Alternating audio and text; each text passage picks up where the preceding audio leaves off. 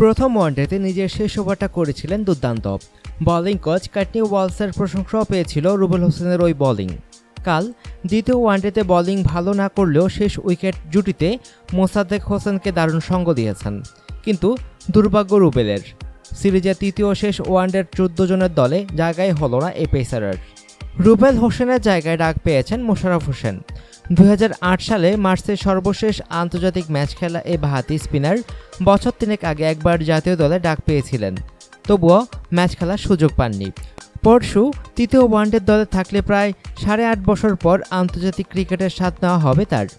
জাতীয় লিগ খেলতে মোশাররফ কাল বগুড়ায় ছিলেন। রাতেই বোর্ড থেকে ডাক পান ঢাকায় চলে আসার জন্য। সকালে ঢাকায় ফিরে এখন তিনি মিরপুরে অনুশীলনও শুরু করবেন জাতীয় দলের সঙ্গে। এতদিন পর ডাক পেয়ে স্বাভাবিকভাবেই রোমাঞ্চিত মোশাররফ বলেন, সব সময় আশা ছিল আবার জাতীয় দলে খেলব, কিন্তু এভাবে হুট করে ডাক পাবো ভাবিনি।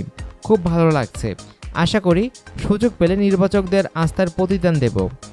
রুবেলকে বাদ দিয়ে মোশাররফকে নেওয়ার কারণ ব্যাখ্যা করতে গিয়ে এক নির্বাচক বলেন, আফগানরা বাঁহাতি স্পিনে দুর্বল, সে কারণে আমরা একজন পেসার কমিয়ে একজন বাঁহাতি স্পিনারকে দলে রেখেছি।